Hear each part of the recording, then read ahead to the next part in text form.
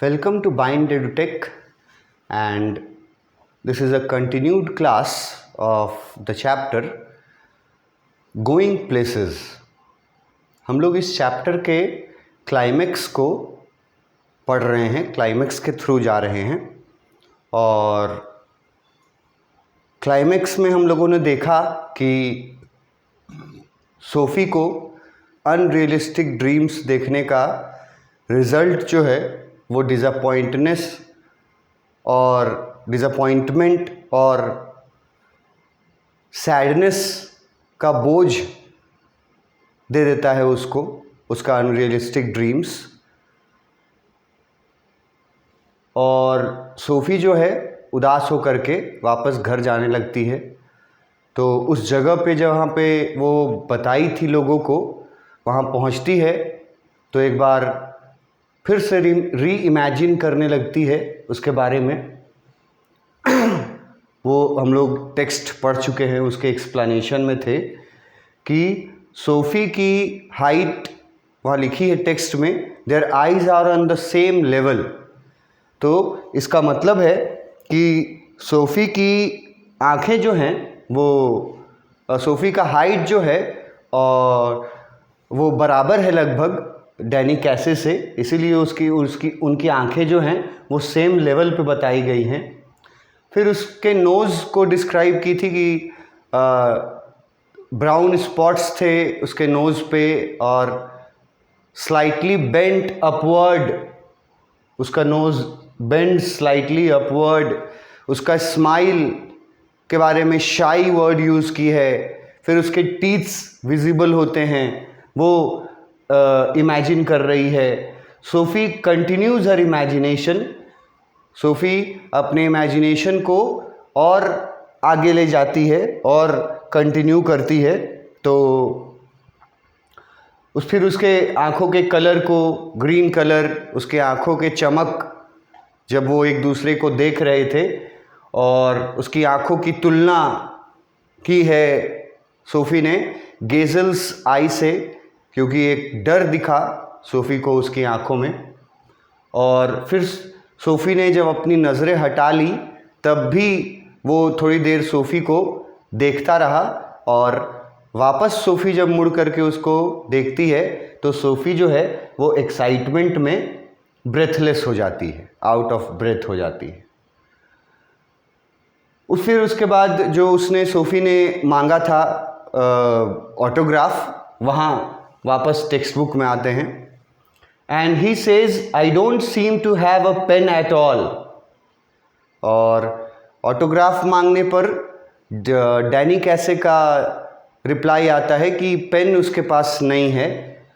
You realise you have not either. और Sophie realise करती है कि उसके पास भी पेन और पेपर नहीं है, तो ऑटोग्राफ नहीं मिल पाता है। My brothers will be very sorry you say. Sophie बोल रही है कि मेरे भाई जो हैं वो बहुत सॉरी फील करेंगे आपका ऑटोग्राफ नहीं मिलने के वजह से। My brothers will feel very sorry and afterwards you wait there alone in the arcade for a long while standing where he stood. उसके बाद सोफ़ी जो है वो उसी जगह पर थोड़ी देर अकेले खड़ी रहती है, अपने इमेजिनेशन में है, अकेले खड़ी है, जहाँ पे वो डैनी कैसे खड़ा था एग्जैक्टली वहीं पे खड़ी है वो, और रिमेंबर करती है उसके वॉइस को। मेलोडियस वॉइस लिखा गया है कि उसका मेलोडियस वॉइस था, उसके ग्रीन आइज़ में चमक था, ठीक है। No taller than you, no bolder than you, मतलब दोनों का हाइट बराबर था। और फिर उसके तारीफ में द प्रोडिगी वर्ड यूज़ किया गया है, यंग टैलेंट, और बोला गया है इनोसेंट जीनियस। ये सब वर्ड्स आपको याद रखने हैं कि प्रोडिगी वर्ड यूज़ किसके लिए है, डैनी कैसे के लिए। इनोसेंट जीनियस वर्ड किसके लिए यूज़ किया, डैनी कैसे के लिए। और फिर लास्ट में द ग्रेट डैनी कैसे। उसके बाद द ग्रेट डैनी कैसे वर्ड यूज़ किया उसके बारे में सोफ़ी ने। अब सोफ़ी जो है वहीं खड़ी है, वहीं खड़ी रह करके वो इमेजिनेशन में डूबी हुई है और एक बार फिर से उसको पिछले सैटरडे का मैच भी, वो जो सैटरडे के मैच देखने गई थी अपने फैमिली के साथ, जिस मैच में 2-0 से जीता था यूनाइटेड, वो मैच के बारे में सोफ़ी जो है वो इमेजिन करती है।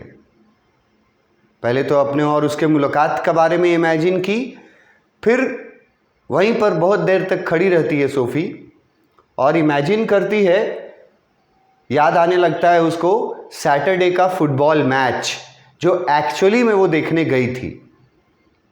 एक सवाल यहाँ पूछा जाता है, अक्सर बहुत बेसिक सवाल है कि क्या सोफ़ी सचमुच में डैनी कैसे से कभी पर्सनली मिली थी? तो आपका जवाब होना चाहिए नो, क्योंकि मैं शुरू से ये बताते आ रहा हूँ कि सोफ़ी जो अपना और डैनी कैसे का मुलाकात बता रही है वो झूठ बता रही है, लेकिन फिर बाद में उसी झूठ को सच खुद मान बैठती है। तो अगर पूछेगा कि रियली में क्या डैनी कैसे और सोफ़ी की मुलाकात हुई थी, तो हमारा जवाब होगा नहीं। रियली में डैनी कैसे को सिर्फ एक बार ये देखी थी उसी फुटबॉल मैच के दौरान, सैटरडे को, जब ये फुटबॉल मैच देखने अपने फैमिली के साथ गई थी। And she Shaw it all again, फिर से फुटबॉल मैच के बारे में याद करती है, लास्ट सैटरडे जो देखी थी। Saw him ghost past the lumbering defenders. वो इमेजिन करती है कि वो मैच जब चल रहा था और जब डैनी कैसे सेकंड गोल करने के लिए, जो फर्स्ट गोल किसी और ने किया था, डैनी कैसे जो है वो टीम के तरफ से दूसरा गोल करने के लिए बॉल लेकर के आगे बढ़ा था, उसके बारे में वो पूरा डिटेल में फिर से इमेजिन करती है। लंबरिंग का मतलब यहाँ लिखे हैं मूव स्लोली, है ना, उसका मूवमेंट बहुत प्रिसाइज था, ठीक है, वो स्लोली मूव कर रहा था, बॉल लेके आगे बढ़ रहा था।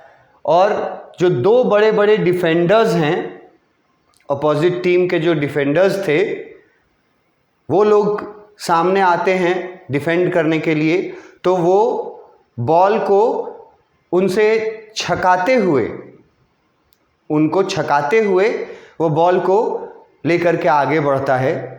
और heard the 50,000 catch their breath as he hovered momentarily over the ball। जब डिफेंडर्स सामने आए थे तो थोड़ी देर के लिए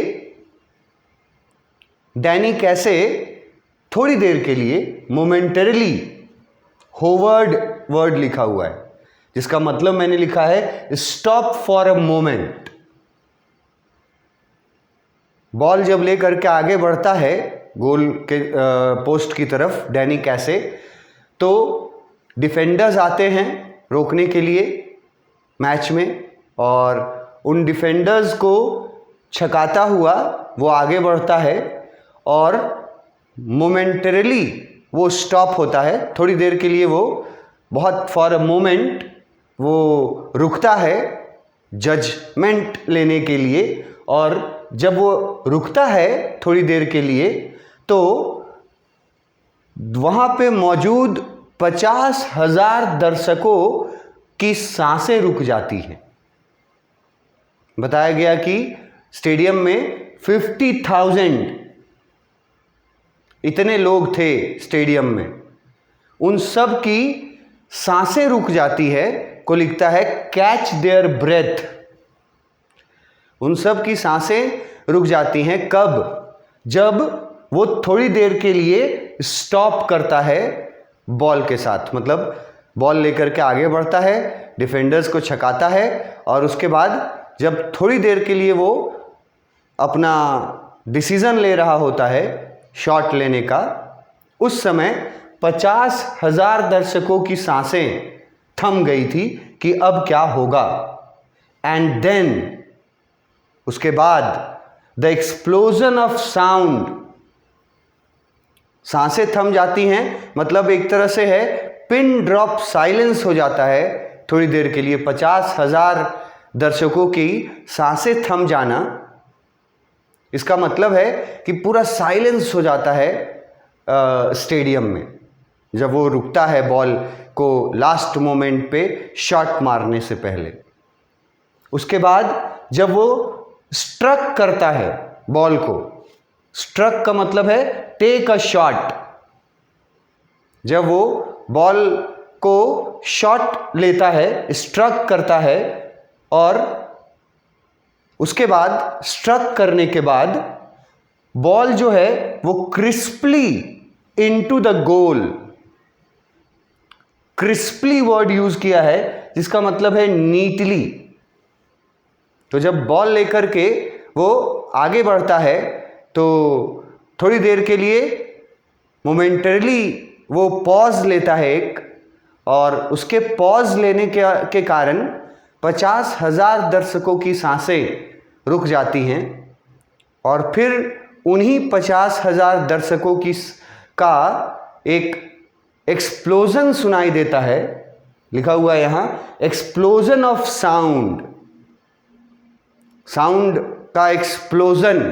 एक्सप्लोजन मतलब तो वैसे होता है विस्फोट, तो आवाज एक्सप्लोजन ऑफ साउंड का क्या मतलब है कि 50,000 दर्शक एक साथ लाउड वॉइस में चिल्लाते हैं, खुशी मनाते हैं जब डैनी कैसे शॉट लेता है।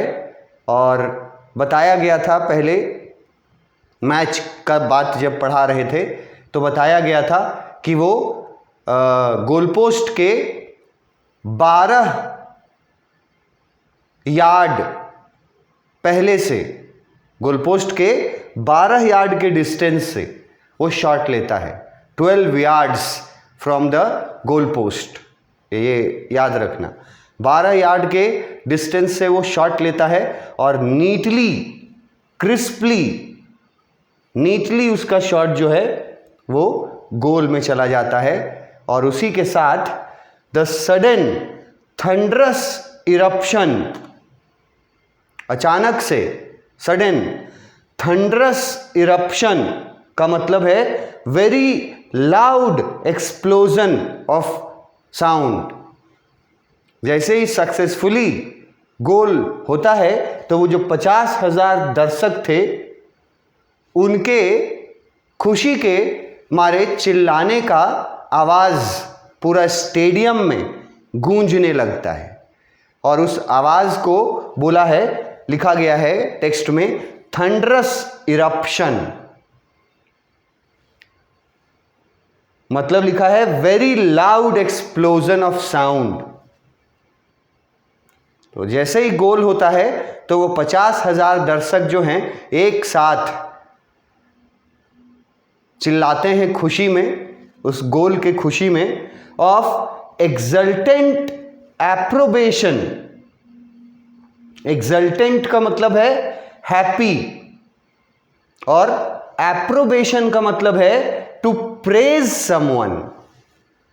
प्रेज वर्ड लिख रहा है वहां, प्रेज का मतलब होता है किसी के तारीफ में, ठीक है, किसी को प्रेज करते हैं हम लोग, तो हम लोग का अपना अपना तरीका होता है, ताली बजा के प्रेज करता है, सीटी बजा के प्रेज करता है, ठीक है। तो यहाँ पे बताया गया है कि जो 50,000 दर्शक थे वो सभी दर्शक का एक बार तो सांस रुक जाता है जब थोड़ी देर के लिए डैनी कैसे हॉल्ट लेता है, पॉज लेता है, फिर 12 यार्ड के डिस्टेंस से जब सक्सेसफुली शॉट लगा के गोल करता है तो अचानक से 50,000 दर्शक खुशी से चिल्ला उठते हैं और वो जो साउंड था, वो साउंड डैनी कैसे के प्रेज में निकाला गया साउंड था। मतलब डैनी कैसे को वो लोग, उसके टैलेंट को वो लोग प्रेज कर रहे थे, वो लोग उसके टैलेंट के तारीफ में वो थंडरस इरप्शन हुआ था, जो खुश होकर के लोग चिल्ला रहे थे, वो प्रेज में था डैनी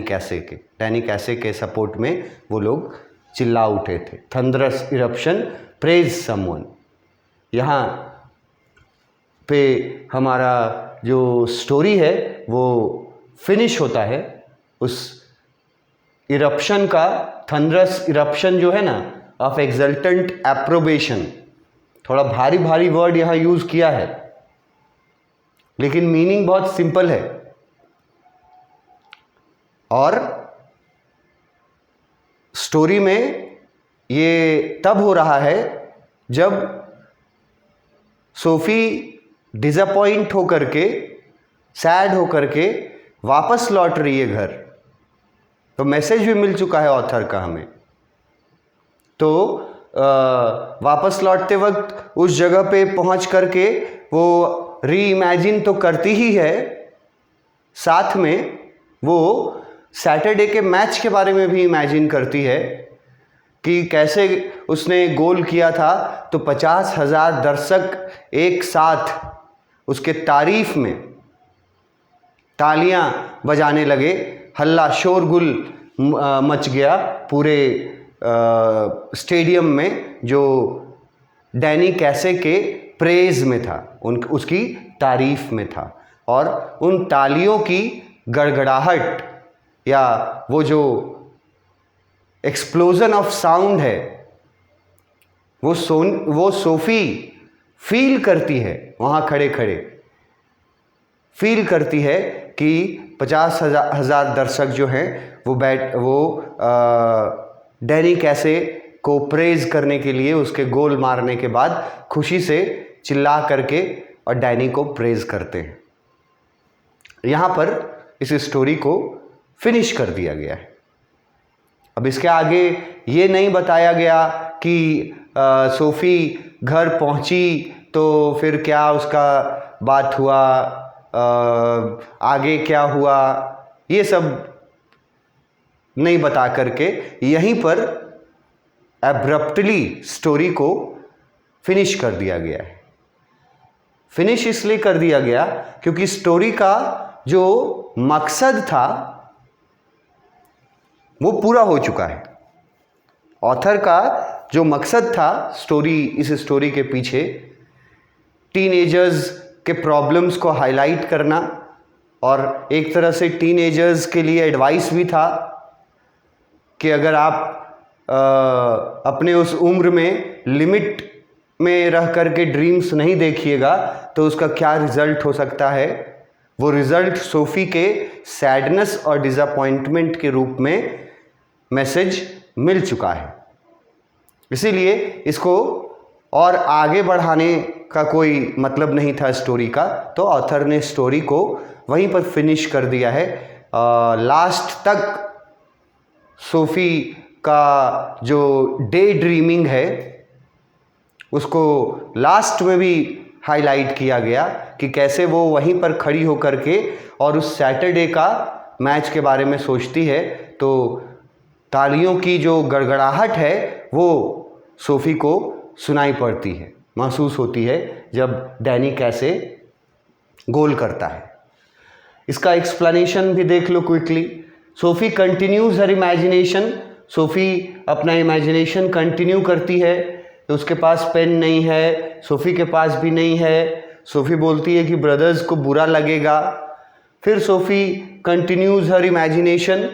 उसके बाद वो चला जाता है, लेकिन सोफी वहीं खड़ी रहती है आर्केड में, ठीक है। वो उसका स्वीट वॉइस रिकॉग्नाइज करती है, वो उसका ग्रीन शाइनिंग आइज को रिकॉग्नाइज करती है, उसका हाइट को रिकॉग्नाइज करती है, ठीक है। और Sophie started imagining the last Saturday football match. यहाँ फिनिश होता है कि सोफी जो है वो वहीं खड़ी होकर के और सैटरडे को जो मैच देखा था सोफ़ी ने और उसके फैमिली ने, उसको इमेजिन करने लगती है, उसके बारे में बताती है कि वो मूव करता है बहुत ऑकवर्डली, मतलब बहुत स्विफ्टली वो बॉल लेकर के मूव करता है डिफेंडर्स को छकाते हुए।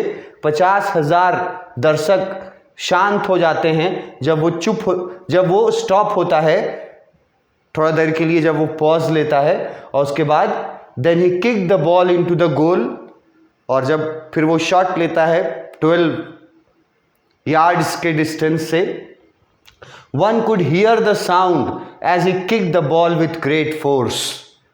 तो उसके किक करने का जो आवाज़ है वो भी आता है, और साथ ही साथ आवाज़ आता है एक थंडरस इरप्शन।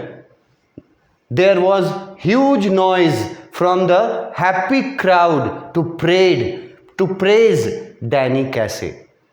जो वहाँ दर्शक बैठे होते हैं वो डैनी कैसे को प्रेज करने के लिए उसके सम्मान में बहुत ह्यूज नॉइज़ निकालते हैं।